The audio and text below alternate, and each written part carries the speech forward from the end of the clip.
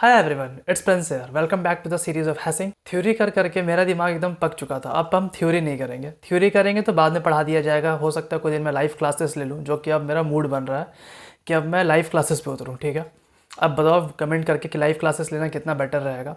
आज जो हम पढ़ाने वाले हैं बेसिकली वो अनऑर्डर्ड सेट है। ठीक है, अनऑर्डर्ड सेट क्या होता है, उसके फंक्शंस क्या होते हैं, उसको इंप्लीमेंट कैसे करते हैं, उसकी टाइम कॉम्प्लेक्सिटीज़ क्या होती है, वो सारी चीज़ हम लोग डिस्कस करेंगे इस वीडियो में। एंड मैं सच कह रहा हूँ, ये आपकी लाइफ का सबसे इंपॉर्टेंट एंड यादगार लेक्चर बनने वाला है।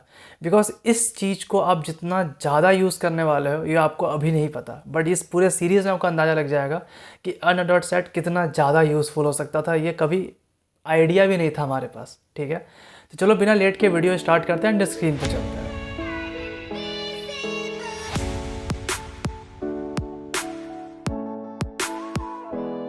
Now unordered set. सबसे पहले अनऑर्डर्ड सेट एक एचटीएल का पार्ट है। ठीक है, अनऑर्डर्ड सेट को हम लोग को यूज़ करने के लिए हम लोग क्या करेंगे, उसको हैश इंक्लूड, उसका फाइल जो है, उसका जो लाइब्रेरीज है उसको इंक्लूड करेंगे। ठीक है, नाउ अनऑर्डर्ड सेट जो है वो इम्प्लीमेंटेड है हैश टेबल से। इट मीन्स कि वो रूट में कहीं ना कहीं हैश टेबल को यूज़ कर रहा है, हैशिंग की टेक्नोलॉजी या हैशिंग के फंक्शंस को यूज़ कर रहा है। ठीक है, इसमें क्या होता है कि जो कीज़ होते हैं, ठीक है, जो भी हम लोग कीज़ होते हैं वो हैश किया जाता है इंडाइसेस ऑफ हैश टेबल के साथ, और जो इंसर्शन होता है वो हमेशा रैंडम होता है। ये क्या होता है, कैसे, तो मैं आपको डिटेल में समझाऊंगा, सुनते जाओ। रिलेट बहुत बार चीज़ें अपन थोड़े बाद में करते हैं, बट समझते जाओ कि मैं क्या कहना चाह रहा हूँ।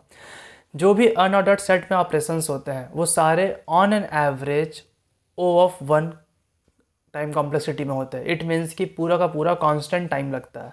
अगर मैं वर्स्ट केस की बात करूँ तो वो ओ ऑफ एन जा सकता है। ठीक है, बट इन जनरल ये सारी चीज़ें कॉम्प्लेक्सिटी इंटरनल हैश फंक्शन पे डिपेंड करती है।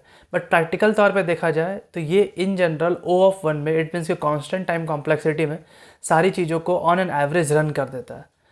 तो ये बहुत कूल है। ये अभी आपको नहीं समझ में आ रहा हो कि ओ ऑफ वन में सारी की सारी फंक्शनैलिटी को इम्प्लीमेंट करना कितना पावरफुल और कितना यूज़फुल है हमारे लिए।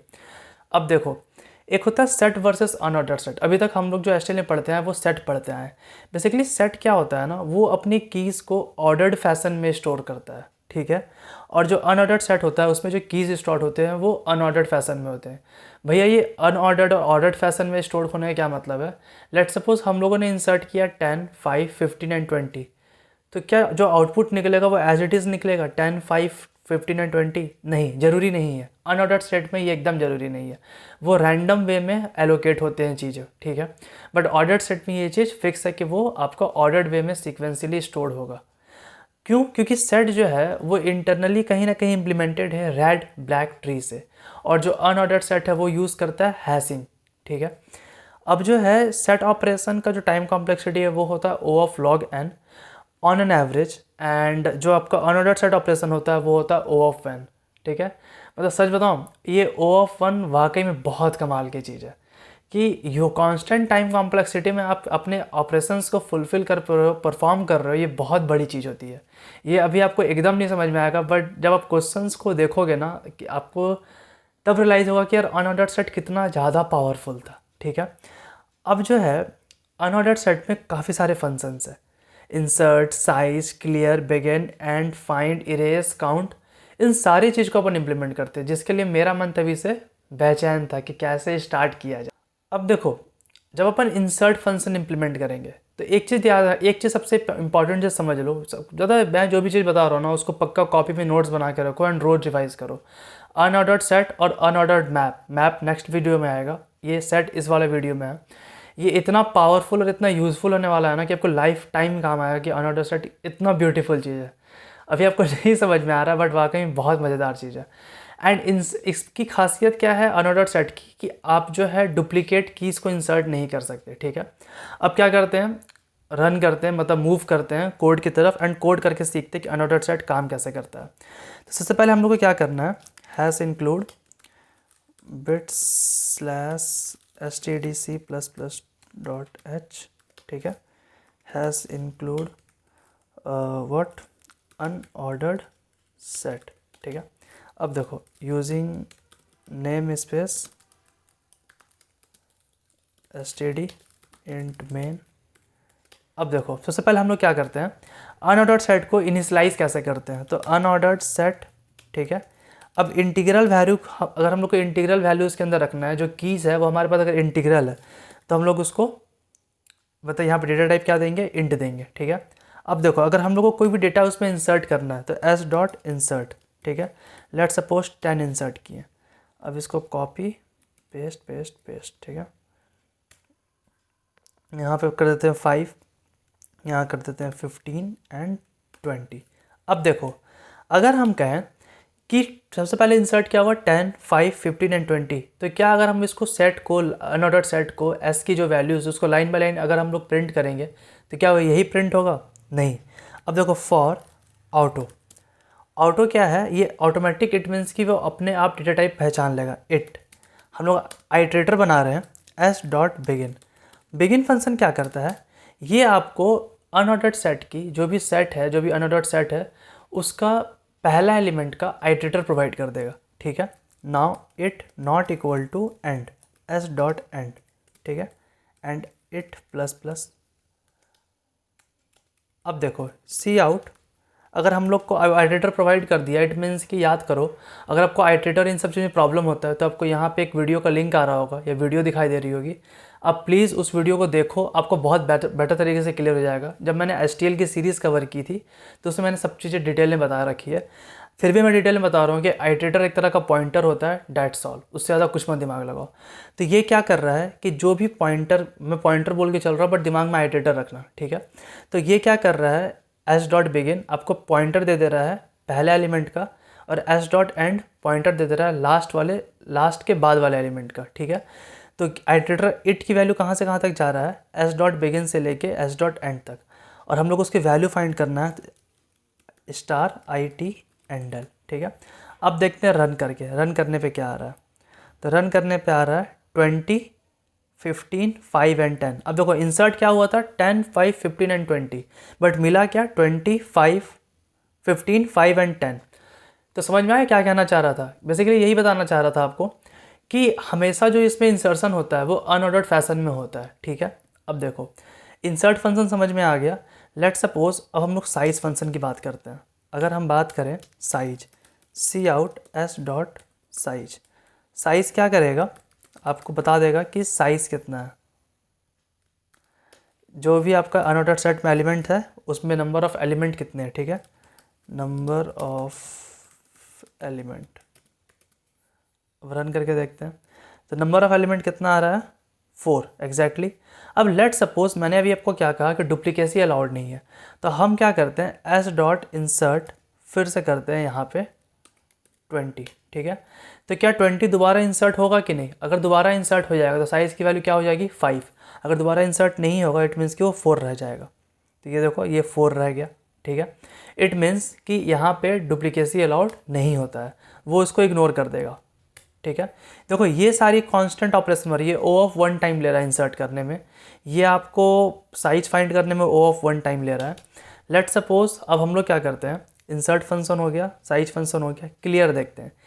क्लियर बेसिकली क्या करेगा कि जो भी आपका पूरा अनऑर्डर्ड सेट है उसको पूरी तरह से क्लियर कर देगा।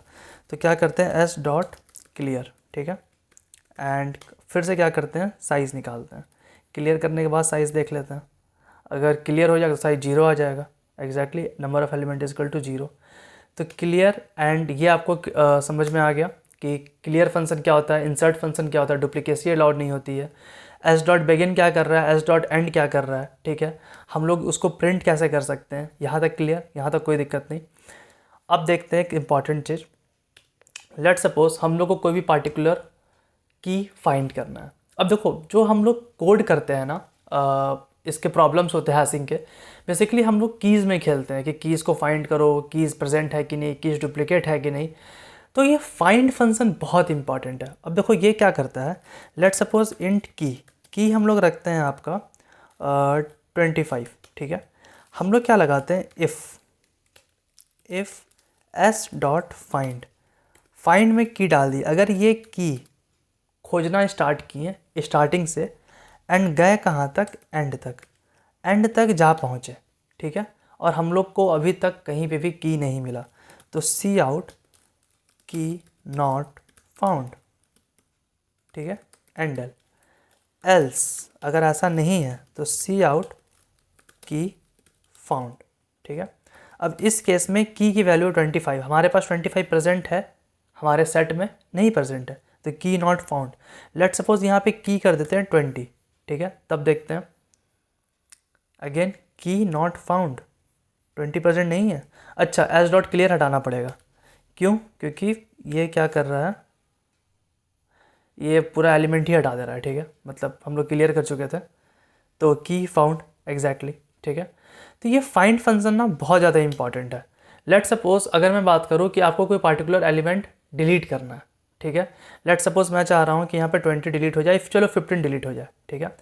तो मैं क्या करता हूँ, इंट एक डिलीटेड की बनाता हूँ और उसमें डाल देता हूँ 15, ठीक है।